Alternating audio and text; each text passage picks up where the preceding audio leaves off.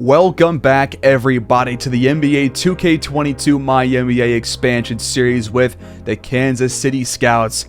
And today we are celebrating 2 straight NBA championships, 2 straight Larry O'Brien trophies. Weaver had the Finals MVP last year, and this year it goes to Ronnie Jordan. But we also have to think about what is next for the team. And that starts with the salary cap breakdown. Here is who is on contract for the upcoming season. Of course, Ronnie Jordan, Darius Bowman, Roy Valentine, Damian Weaver, Tyler Mullen, BJ Boston, Antonio Graves, and Bobby Portis. All of these guys will be returning because I am going to accept the team options for Mullen and Graves, of course. But here is who is not going to be for sure on the team next year. Some of these guys could be coming back, and some others probably won't be. But that's OG Anunoby, Kirk Banks, Devin Cartwright, Tyus Jones, Jackson Person, and Grant Williams. The big 2 here are Kirk Banks and Cartwright, who have been pretty key pieces for the Scouts this year, and Cartwright has been a piece of the team for the past 4 years. So we'll have to see if we can bring those guys back. All that being said, we have advanced officially to the offseason, and here are the newest player retirements. You got Anthony Davis, Bradley Beal, Chris Middleton, TJ Warren, Julius Randle, D'Lo, Terry Rozier, Siakam, Embiid, Christian Wood. Tyus Jones is retired, so he won't be returning for sure. You have Pirtle, Winslow, Wiggins, who played for us for I think 2 or 3 seasons back at the start of the series. Okafor, and more players as you scroll down. Not going to show all of them, but these are the most important people that have retired. Your Hall of Fame inductees for this year are Anthony Davis and Joel Embiid. And AD will have his jersey retired for the Lakers and for the Pelicans. Embiid has his retired for Philadelphia, of course. Bradley Beal has his retired for the Wizards. And Chris Middleton has his Bucks jersey retired. So here are the lottery odds, and I totally forgot that we have Charlotte's first round pick. I have to check whether or not that pick is protected, but they were a bad team, and right now they have the second best odds of getting the first overall pick. So we're going to probably skim through this pretty quickly, but I do want to see where we end up, and there might be some surprises in store. So let's get going here.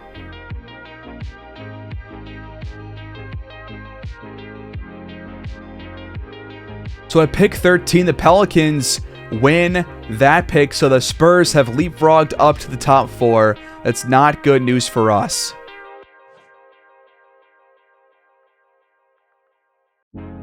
And now the Sixers have won the 11th pick, so the Bucks have also moved to the top 4. Another bad occurrence for us.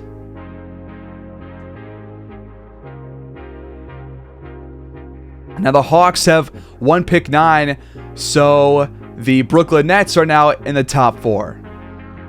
Okay, so pick 5 is up next.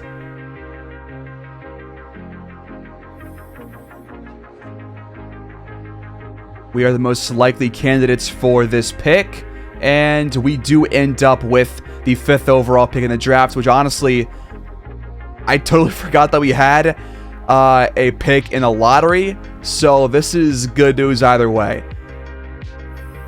It's been 7 years since we have taken a player in the lottery, and I believe that last player was Ronnie Jordan that we took in 2024.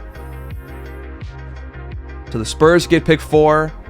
The Nets will have pick 3.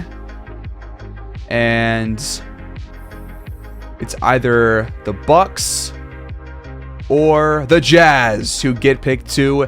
The Bucks will have pick number 1. And this is your draft lottery. We have pick 5.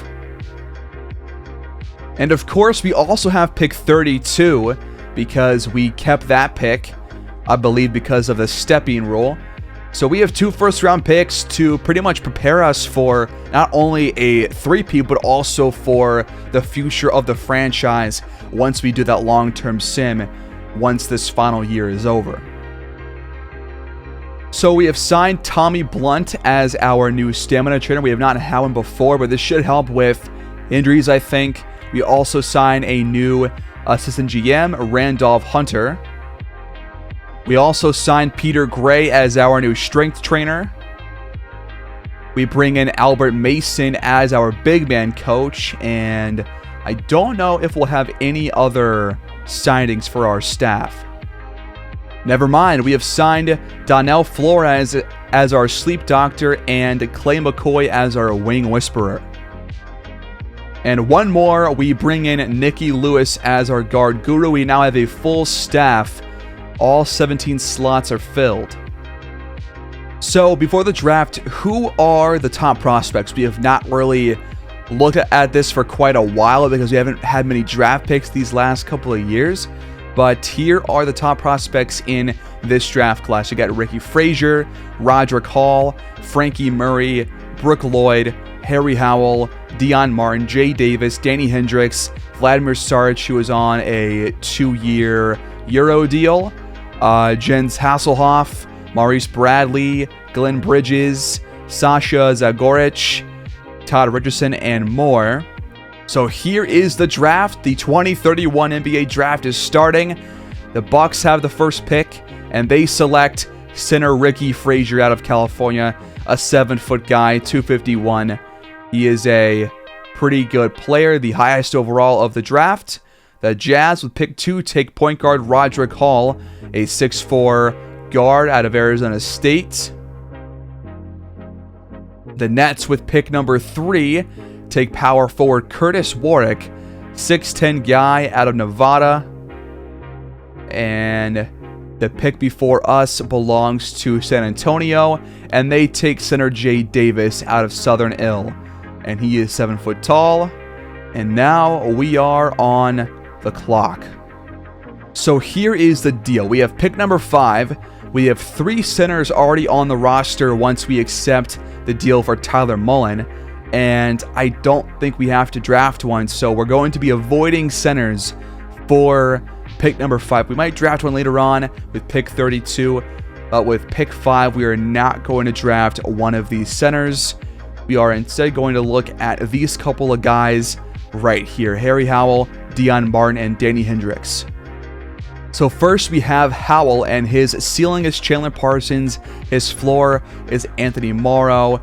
He's got B- offense, C+ defense. He's got some solid strengths right here with a good defensive low post and aggressive play. His in-game dunks are better than most guys' practice dunks. Outstanding finisher as well. And he can change direction with ease, and he's very agile. Weaknesses, no big ones that are of note. And he passed his physical. He's a 6'6" small forward, age 21, averaged 19 and 6 in college, shot 42% and 30% from deep. And that's in just 4 games that we're seeing these stats from. But he's a good inside scorer, not the best mid-range or three-point shooter. And he's a really good athlete with decent potential. There's also Dion Martin, who is a 6-foot point guard, which already makes me not want to take him, but he has got comparisons to Goran Dragic and Jose Calderon. His strengths are a good vertical and good rim protection as a point guard. I don't know about that, but he can get to the rim with ease and makes the most of his chances down there. And he's a capable secondary initiator and has some off-the-dribble ability. And he has got no big weaknesses. He's got B offense, C- defense, no stats from college that we can see. And he's got some really good shooting and playmaking abilities here to start off. And he's a really good athlete, and he's got a higher potential than Howell. But being 6 foot, this stuff all might be lower than it might seem right now. Then we have 6'4" point guard Danny Hendricks out of high school. He's 18 years old, and he's got comparisons to Avery Johnson and TJ McConnell. His strengths are He is a good three-point shooter. He's a crafty finisher, and he's got good passing fundamentals. Weaknesses: lacks oomph around the rim and lets others dictate the outcome of the play. So that kind of goes against the crafty finisher, but that's not a terrible weakness in my opinion. And we got no stats to see here. He's got decent inside scoring, pretty decent three-point scoring, and he's a really good mid-range shooter, and also really good playmaking off the bat, and really good defense on the wing as well. So that's pretty solid. He's a pretty good athlete, okay potential, and C+ overall. So probably like a 75-ish guy, or a 76 like it says right here. Is there anybody else that we could look at? There is Jens Hasselhoff, small forward, and he's got comparisons to Tyreke Evans and Evan Turner. This guy can create his own shots. He's a good dunker, solid finisher overall, strong vertical leap. He's got 3 weaknesses though, which is not very good. So he makes poor choices with the ball, does not force many turnovers, and does not do well when trying to post up. That's not too bad. No stats to look at. He is a decent finisher at the rim, pretty decent three-point shooter, decent playmaking as a small forward, decent athletes. I think I like Hendricks more here.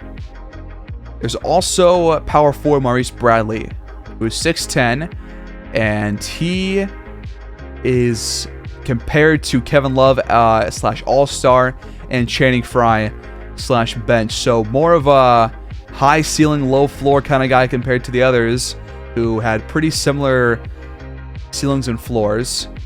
He has a knack for steals, can knock down threes. He can play some good post defense. Weaknesses: occasionally will probably turn the ball over. And in one game from his college stats, he had 21, 5, and 3 with 1 steal and 1 block. And he shot pretty well. But that's one game. Can't really take too much from that. But he is a really good three-point shooter. A very stretch four kind of guy. Can knock down the mid-range as well. But low inside scoring as a power forward is kind of concerning. He does have good post defense, decent rebounding. Potential is pretty up there. That's pretty good. I think that we can work on the inside scoring if we take him. But here's the thing. I think we probably have to choose between bringing back Kirkbanks and Cartwright. And I think that we could replace Cartwright more easily and bring in Kirkbanks on a second deal if possible. So I'm going to take Danny Hendricks. I just like him more. And we're going to try and focus on bringing back Kirkbanks. So Danny Hendricks is the pick. That's who we take. And we'll move on to the rest of the draft. I think we'll just sim to our next pick now, and we'll look at the draft recap afterwards. So we have reached our next pick, and we do have Martin Hayes fully scouted here. Is there anybody else we have fully scouted? I don't know. There are a couple of guys, actually, but I'm not going to look for a point guard again. I think I will instead look for a power forward. And Martin Hayes is a 74 overall, apparently. And he's got a all-star / Sean Kemp ceiling, which is very good. A low floor to Trevor Booker. Strengths: he is a good post defender, a good rebounder, and a good shot blocker and defender. Weaknesses: he is not very good on offense at any level. In 2 games in college, 15 points per game, 8 boards. Shot very poorly, as you can see here, which just does align with his weaknesses there. But this is not bad. That's not terrible at all. His post defense is good. Rebounding is solid. I think he would be a project, but could eventually be a really good defensive big for us. Sort of like Roy Valentine. So I think we'll just take him. He's 6'9". I don't want to waste time. We'll take him. And hopefully he turns out to be pretty solid. So let's keep going here. So the draft is over, and here is the draft summary. Ricky Frazier, first overall, 82 overall with 5 badges, age 22. Roger Call, 77 overall, 7 badges. Curtis Warwick, 75 overall, 1 badge. Jay Davis, 77 overall, 3 badges. And then Danny Hendricks, 77 overall, 6 badges for us. And what are those, you might ask? Well, there's 1 finishing, grace under pressure. You got playmaking, you got quick first step and stop and go. And 3 for defense and rebounding. He's got hustler, rebound chaser, and tireless defender. All those sound good to me. So we actually made probably one of the better picks in the top 5. Probably the 3rd best after Frazier and Roderick Hall. There was also Harry Howell, who we thought about taking but chose not to. He's a 77 overall with 3 badges.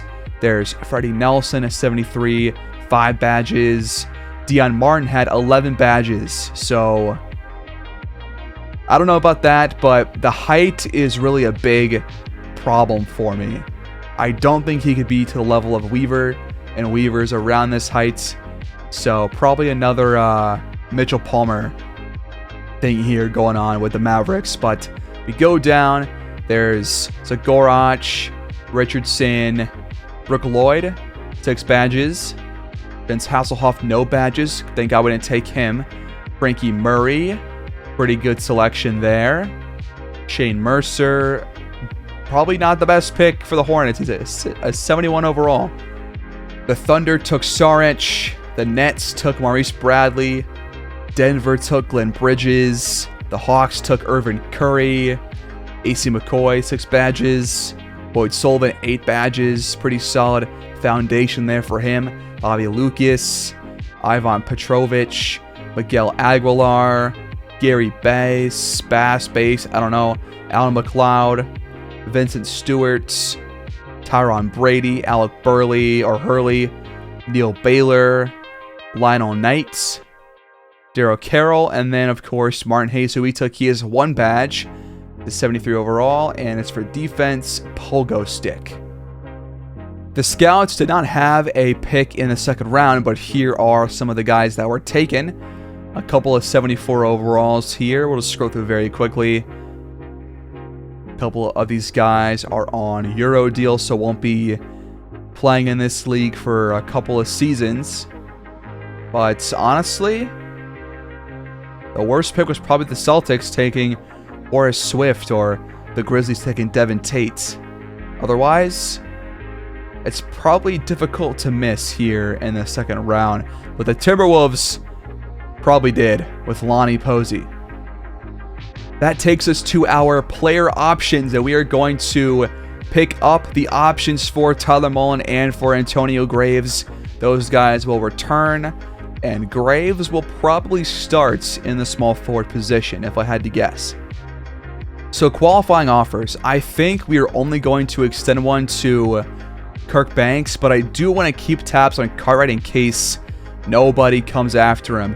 But I do want to bring back Kirk Banks. I like how he meshes with our star players, and this could potentially lead us to, if we sign him back, he could play at small forward, and we could have quite the Death Star lineup with Weaver, Jordan, Bowman, Banks, and Valentine. That would be quite a scary starting 5.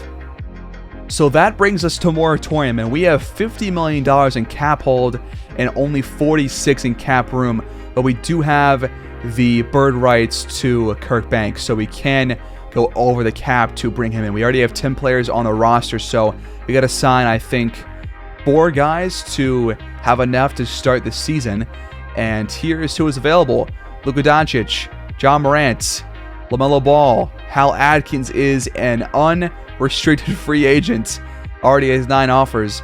There's Jalen Suggs. There's Trae Young, Anthony Edwards, Tyrese Halliburton. There's Garland, Billy Perkins, Stephen Waters. It's quite a class that we have here. And right now, Kirk Banks has only 1 offer, and it's from us. So that is what we have to look forward to. but he also is looking for around $35 million, which would put us quite above the cap room, quite over the cap. So we'll keep tabs on that. Does Cartwright have any offers right now? Probably not. And the answer to that question is he actually does have offers. And who are they from? Wait, I didn't give him the qualifying offer. Oh, that's right. We have to renounce the rights here in moratorium. So we're going to renounce the rights to Devin Cartwright and Jackson Person. We're going to renounce the rights to Anunoby and Grant Williams. And we're going to keep them for... No, that's cap hold. Jesus. I'm all out of whack here. Okay, we'll stick with this. We're going to cap hold Kirk Banks, and we'll renounce the rights to all the other people. So we have sim passed moratorium, and now this is what it looks like. Ja Morant signed a 3-year deal with Chicago. That's where he will play. He leaves Toronto and goes to the Bulls. Hal Adkins is back with Detroit. That is bad news for us. Trae Young returns to the Grizzlies, who we defeated there in the finals last year. Anthony Edwards will take Ja Morant's place over there in Toronto. Billy Perkins goes back to the Cavaliers after being traded to them. Stephen Waters returns to New York. Bam Adebayo to the Nuggets. Bay goes to the Rockets. I think he was already there. Jaylen Brown returns to LA. Kristaps goes back to Dallas. MPJ to the Magic. Javon Harrington to Brooklyn. And here are some of the other ones that are less important. Okay, so because we have an offer out there for Kirk Banks, we could match whatever offer is sent his way. We're going to instead focus on small forwards for now. So we let Anunoby hit the open market. That's where he is down here. He's 34 years old. I don't mind bringing him back, especially on a $5 million deal. That's not bad at all because he's a good defender and a good three-point shooter, and he does not take away shots from pretty much anybody, and that's kind of what I prefer. So I'm not opposed to bringing him back. In fact, he's probably the best option, the best bang for our buck. I think he's better than Jayshawn Tate for what I'm looking for. So we're going to offer Anunoby again, and hopefully he takes this deal. We will also look for a solid backup option for our bench, and Lou Dort is there, and he is asking for pretty much the lowest tier besides Damon Roberts, who is actually a solid player, but it's kind of broken there in the G League. So we're going to offer Lou Dort, and he could probably fight for minutes with BJ Boston because he's the only other guy that we have that will come off the bench at that position. So we'll offer him, and I think we'll look for one more position. And I think that will be for point guard. For our third point guard spot, we're going to try and sign Saben Lee as a veteran option in case somebody gets hurt. So Lou Dort and Saben Lee will both accept their contracts, as will Anunoby. So we bring him back. We bring in 2 other veteran guys, and I think the last guy we have to worry about is probably Kirk Banks. So right now, Kirk Banks has 6 other offers besides the qualifying offer. They are from the Timberwolves, Thunder, Lakers, Knicks, and Bulls, and they're all offering very bad deals for what he is looking for. So here are some more signings. Darius Garland has returned to Cleveland. Ben Long has returned to Boston. Jamal Harris has returned to Charlotte. Guillermo Ramos has returned to Portland on a 1-year deal. And Don Dunn goes back to the Kings. De'Aaron Fox returns to Detroit on a 1-year deal. Tyler Herro to Portland on a 3-year contract. Moses Moody goes to the Clippers, 3-year deal for him. And Reuben Hunter leaves the Grizzlies for New Orleans. And there you have it. Kirk Banks has declined all other 9 offers that he had. He accepts our qualifying offer, and we get him back on the cheap. That was lucky for us.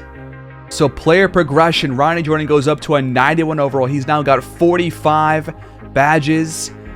He is going to be awesome. He gets better playmaking and rebounding and loses a bit of physicality, but pretty much going to be the same player that he was. Meanwhile, Weaver stays at his overall, but does lose a bit of scoring and inside defense as well as physicality. Darius Bowman will stay at an 85-86 overall. His IQ goes up, his physicality goes down.